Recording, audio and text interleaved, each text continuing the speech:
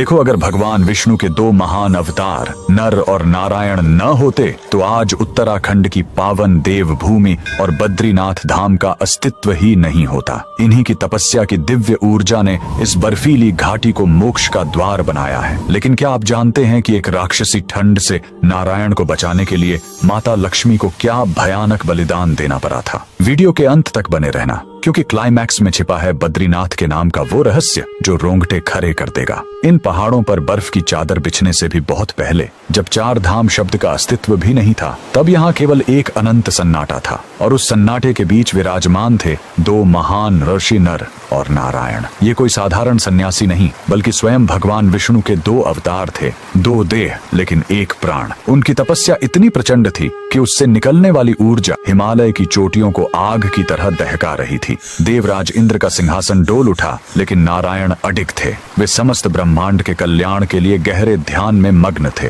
पर उस समय हिमालय की स्थिति किसी खूंखार राक्षस जैसी खौफनाक थी। हड्डियां गला देने वाली वो राक्षसी ठंड, जिस्म को चीरती हुई बर्फीली हवाएं और अंतहीन बर्फबारी। धीरे धीरे नारायण का शरीर बर्फ की परतों के नीचे दबने लगा था।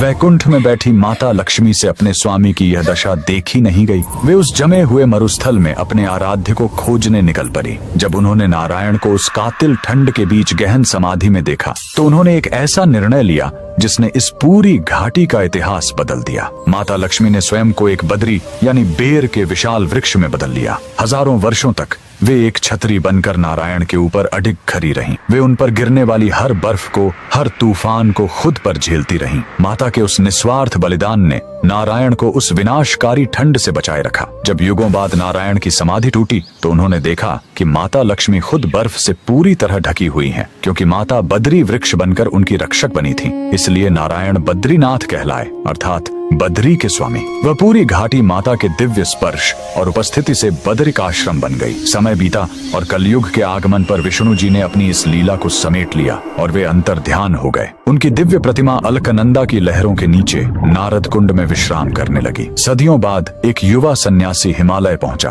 आदि शंकराचार्य। दिव्य प्रेरणा से उन्होंने उस बर्फीले पानी में डुबकी लगाई और बाहर निकले एक चमकते हुए शालिग्राम विग्रह के साथ, जो आज बद्रीनाथ मंदिर की मुख्य मूर्ति है। तो अगली बार जब आप बद्री विशाल के दर्शन करें, तो याद रखना, आप उस पवित्र स्थान पर खड़े हैं जहां साक्षात लक्ष्मी ने एक वृक्ष बनकर विष्णु की रक्षा की थी। ये प्रेम की वो पराकाष्ठा है जिसने इस ठंडी घाटी को भक्ति की अमर अग्नि से भर दिया। अगर आपको भी नारायण की इस लीला पर अटूट विश्वास है, तो कमेंट्स में जय बद्री विशाल जरूर लिखें।